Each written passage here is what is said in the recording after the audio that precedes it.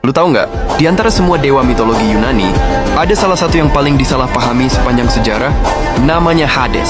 Semua orang mengira dia iblis, padahal kalau lu baca mitologi aslinya, dia justru dewa paling disiplin, paling konsisten dan paling nggak munafik. Hades adalah putra sulung Kronos dan Rhea. Karena takut diramalkan akan digulingkan anak-anaknya sendiri, ditelan mereka satu persatu. Dan Hades tumbuh tanpa cahaya, tanpa dunia, ada di dalam bersama Poseidon dan saudara-saudaranya. Baru setelah Zeus lahir dan memberontak, Kronos lalu memuntahkan semuanya.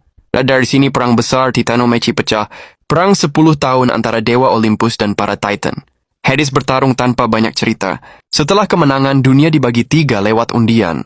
Zeus mendapat langit, Poseidon laut, dan Hades mendapatkan dunia bawah. Ini sering disalahartikan sebagai hukuman. Padahal bukan. Dunia bawah adalah fondasi kosmos. Tanpa penguasa, jiwa-jiwa akan berkeliaran tanpa tujuan. Hades menerima perannya tanpa protes, lalu menghilang dari panggung Olympus selamanya. Di dunia bawah, Hades membangun kerajaan yang terstruktur. Sungai Styx, Lethe, Acheron, Phlegeton, dan Cocytus mengelilingi wilayahnya.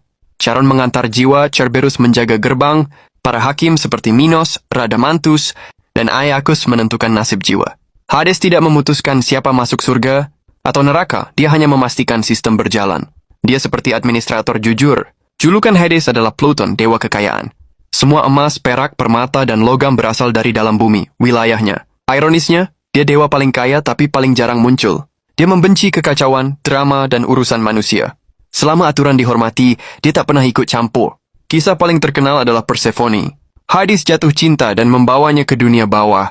Dunia menyebutnya penculikan. Tapi mitologi Yunani mencatat bahwa Zeus sendiri menyetujui pernikahan itu secara diam-diam. Demeter, ibu Persephone, membuat dunia dilanda kemarau.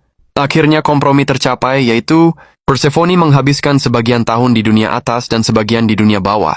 Dari sinilah musim lahir. Persephone ia tumbuh menjadi ratu dunia bawah, duduk sejajar dengan Hades, dan memerintah bersama. Hades jarang menghukum, tapi sekali dia bertindak, tak ada yang lolos. Orpheus hampir berhasil membawa Eurydice keluar, tapi gagal karena melanggar satu syarat. Theseus dan Pirithous dihukum karena mencoba mengambil Persephone. Sisyphus dihukum karena berbohong dan para dewa. Semua ini bukan karena lain, tapi karena melanggar batas kosmik. Ini bukti kalau Hades adil. Hades paling jujur dan setia. Di antara semua dewa laki-laki Olympus, dia satu-satunya yang tidak berselingkuh. Tidak mengejar manusia, mencintai istrinya. Dia memerintah dengan keheningan dan ketegasan. Kenapa disalahpahami? Karena sejak Romawi mengambil ceritanya, dunia bawah diubah menjadi neraka.